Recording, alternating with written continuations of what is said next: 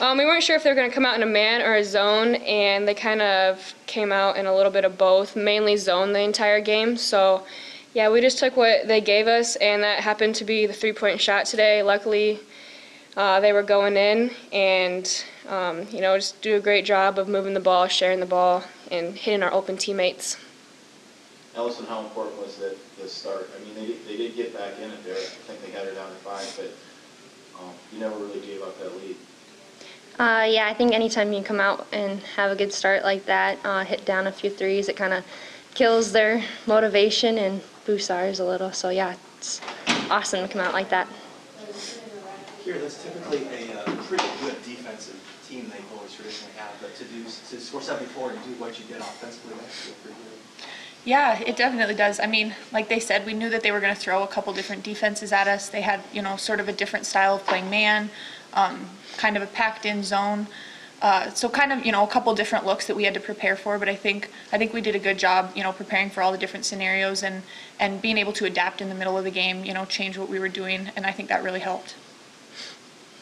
Here it appears you guys are really, clicking today on offense. I mean, what do you have to do to keep it rolling for the next round? I think taking it one game at a time, that's definitely been our mentality going into this, post-season play.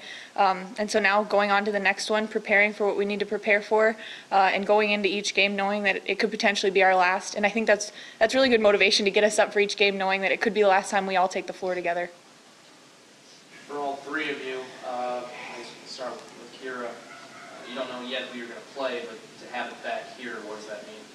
Oh gosh, it means so much. We have some of the best fans in the nation. We've played, all over, and we haven't ever played at a place that has the kind of support that we have.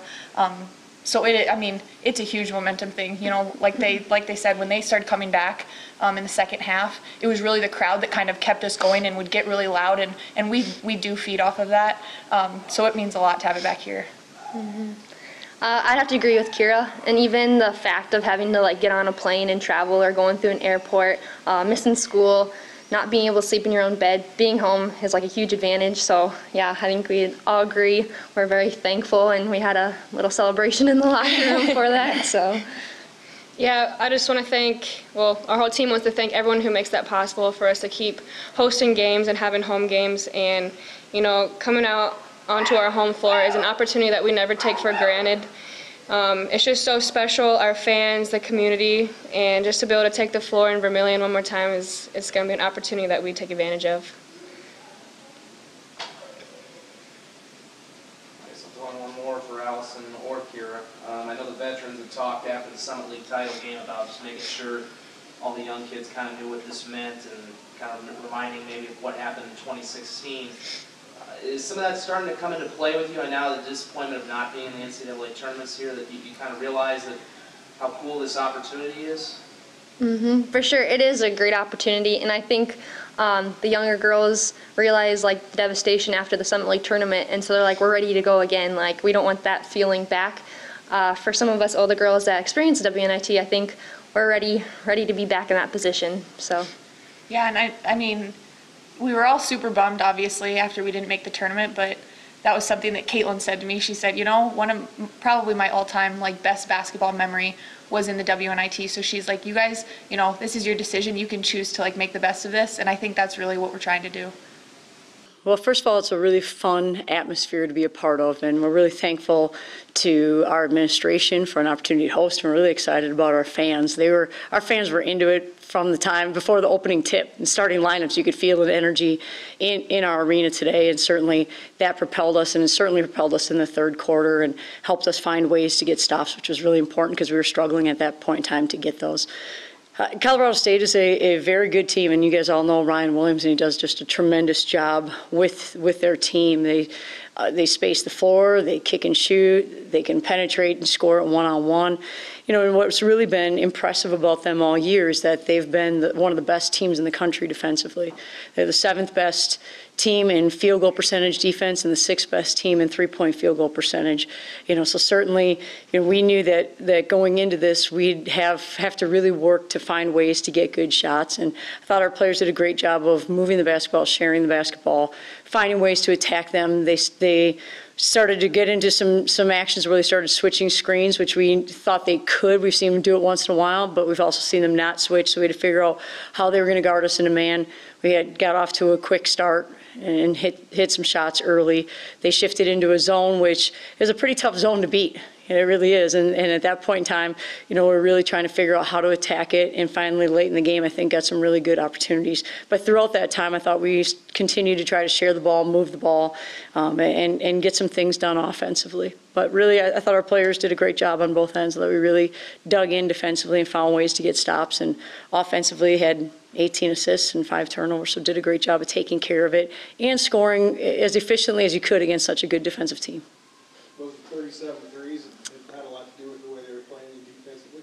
Oh, absolutely. You try to go attack the rim, and they have kind of a roadblock set up when you get there, and they've got such great length and size that certainly it's tough to finish around the rim against them. And when they commit 2 or 3 kids to the lane to plug it up, then you don't have many other options.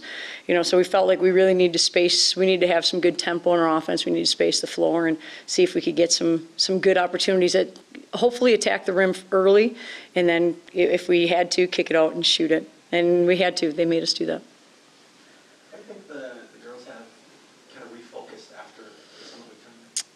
Well, I'd say that they've come out and they've practiced really, really well. They've practiced hard. They've gotten after it. And I think certainly some of the things that we learned from that tournament, we've hopefully have gotten better at, and I think that we have, in understanding, and again, how teams defend and how to move the ball. And it's interesting because Houston ran an offense somewhat similar to Colorado State, and yet you had to guard it totally differently. And so when we showed it to our kids on film and explained it to them and practiced it, I thought our players were really locked in. And you know what your players are really about at that point in time, and they were really, really locked in and really tried to make some adjustments. I think our staff has done a great job of continuing to figure new opponents out and find ways to put us in good positions, and that's important. That's tough to do because, again, you're not getting the same look game in and game out. 2 totally different styles of play. We played against 2 great defensive teams in the last 2 games, and Houston is a team that really tries to turn you over, and Colorado State's a team that tries to keep you from the rim. So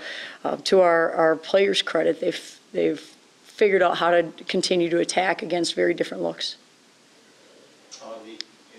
When you answered their rally in the 3rd quarter there, that seemed like the real key to the game.